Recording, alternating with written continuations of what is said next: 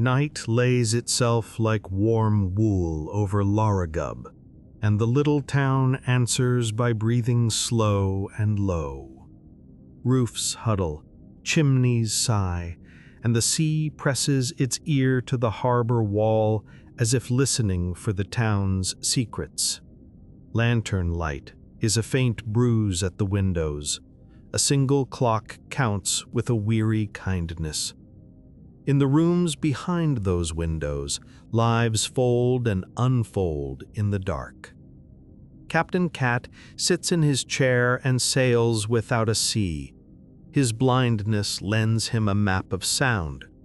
He hears the remembered slap of waves and the laughter of men who dived and did not come up again.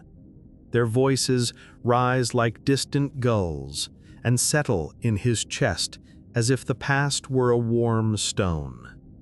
Mrs. Ogmore Pritchard lies immaculate and severe, giving orders to two husbands who answer only in memory. Her hands press the sheets into prayer and punishment alike. Polly Garter, wrapped round her child, whispers names that the wind refuses to carry away. Her lullaby is soft with the ache of lovers lost and promises unpaid. Mifanwi Price turns over a letter never sent, the paper a thin thing to press against the heart. Outside, laundry flaps like small flags of private weather. The Reverend writes by the last candle, blessing the town in phrases that taste of salt and apple peel. The baker snores in a heat full of yeast and old quarrels.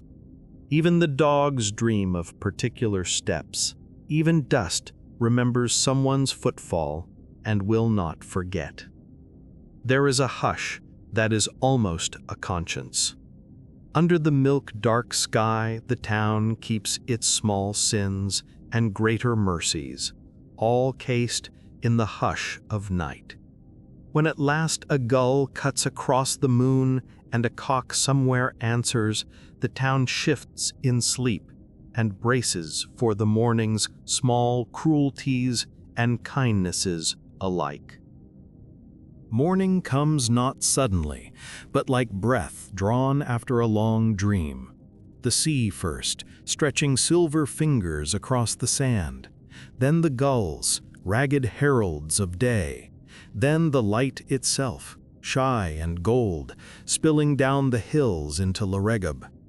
The town stirs, still half asleep, as though remembering who it is. Mrs. Ogmore Pritchard opens her eyes before the sun touches her window. She rises like a clock striking duty, her lips already forming commandments to ghosts. "Fold the sheets, Mr. Ogmore. Wipe your feet, Mr. Pritchard." The house gleams beneath her will, yet the silence she polishes shines back double.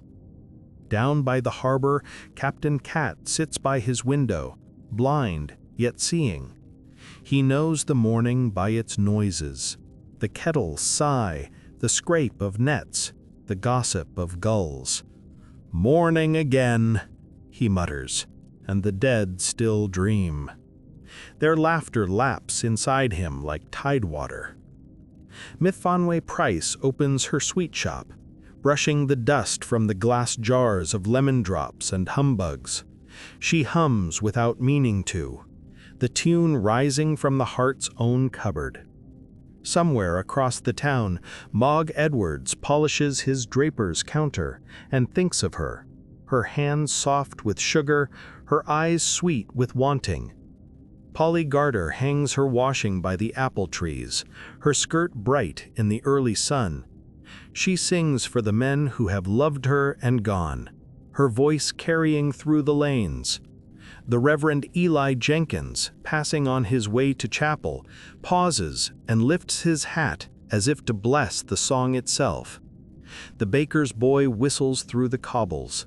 Children chase a hoop past the post office. The milkman curses his spilt cream. Larragub is alive again, breathing, bustling, forgetting its night. Yet beneath the chatter and chores runs the quiet hum of something unsaid. something waiting. The town, for all its noise, holds its breath. The day begins as all days do here, with a promise it may or may not keep. By midday the sun sits fat and golden above Larragub, and the air trembles with warmth and noise. The streets bloom with voices, the slap of doors, the peal of laughter, the quarrel of wives, and the whistling of boys.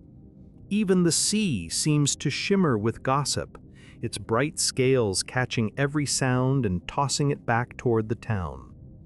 Captain Cat sits by his open window, listening to the world he cannot see. Louder, my beauties, he smiles, hearing the day unfold. The dead stir gently in his memory, their ghostly boots on the deck of his skull.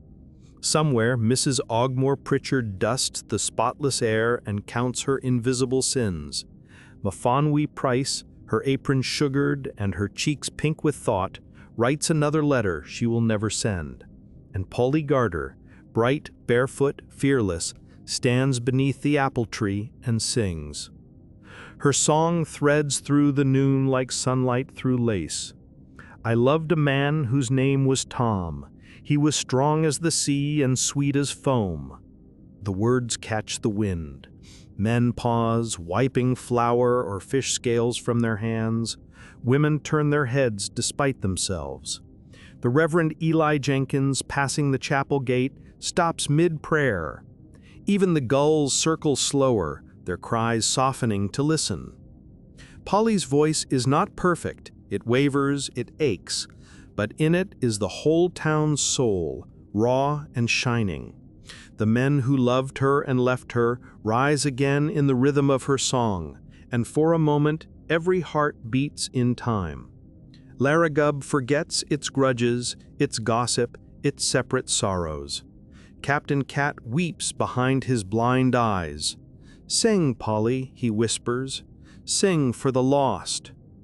When the last note fades, silence spills across the cobbles like cool water.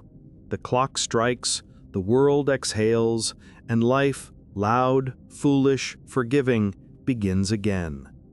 But for that heartbeat of stillness, the town has known itself, fragile, mortal, and beautiful. The afternoon melts into gold. Shadows stretch, long and lazy, over Luragub's crooked lanes, and the day sighs its last bright breath. The town, flushed from its midday heart, grows slow and thoughtful. Windows glow like embers, voices lower. The smell of salt and supper thickens in the air. Captain Cat sits by his window, the sea murmuring its stories below. He hears the children calling homeward, the soft clang of a bucket at the well, the hum of a hymn rising from the chapel. He smiles, half in the world, half in another, where his shipmates still sing and the waves never end. Mrs. Ogmore Pritchard closes her curtains with the precision of a prayer. "Lights out, Mr. Ogmore. Quiet now, Mr. Pritchard." Her house gleams under the lamplight, a small monument to control. Yet when she stands still, she can almost hear her own heart, a restless metronome in the hush. Polly Garter rocks her baby beside the apple trees, her song softer now, heavy with evening. The Reverend Eli Jenkins writes by the window, his pen scratching blessings across the dusk. "Praise the night," he murmurs, "that forgives what the day remembers." In the pub, the men drink slower. The laughter is warmer now, round and gentle, touched with the ache of truth. Die Bread tells a story half a dozen times, and no one minds. Mrs. Cherryowen wipes her husband's chin and laughs at her own care. Beyond the hills, the sun slips away like a secret. The air cools, the sea darkens, the gulls drift to sleep on their silver wings. Luragub exhales, not in sorrow, but in weary peace. The Reverend's bell tolls once. Captain Cat hears this and nods to the ghosts in his mind. "Day's done, boys. All safe in port." The tide rises, gentle as breath. The streets grow dim. The town folds itself into the arms of night once more, each life small and luminous as a candle in a window. Night comes quietly, like a mother smoothing her child's hair. Larjegub settles under its dark blanket. The sea hushes to a whisper, and the stars blink awake one by one, shy as eyes behind curtains. The world grows soft at the edges, the sharp lines of day dissolving into shadow and memory. Captain Cat drifts in his chair, his face silvered by moonlight. The creak of the harbor is the lullaby he has known all his life. He sails again through the harbors of sleep, his drowned crew laughing through the waves. Their voices are kind tonight. "Rest easy, Captain," they say. "The tide is homeward." Mrs. Ogmore Pritchard lies stiff between her ghostly husbands, their silence perfect and obedient. The house gleams even in darkness, a clean tomb of habit.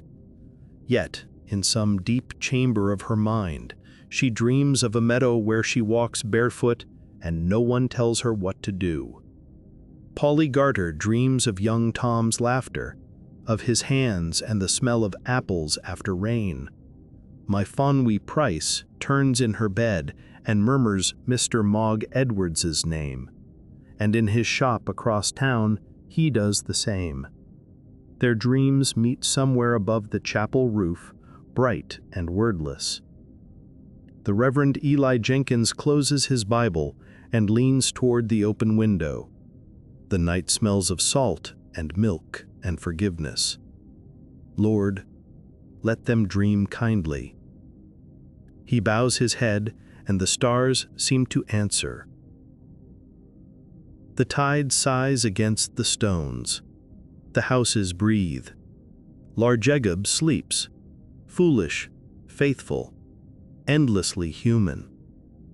All the sins and songs, the laughter and the grief are folded neatly under its dreaming roofs.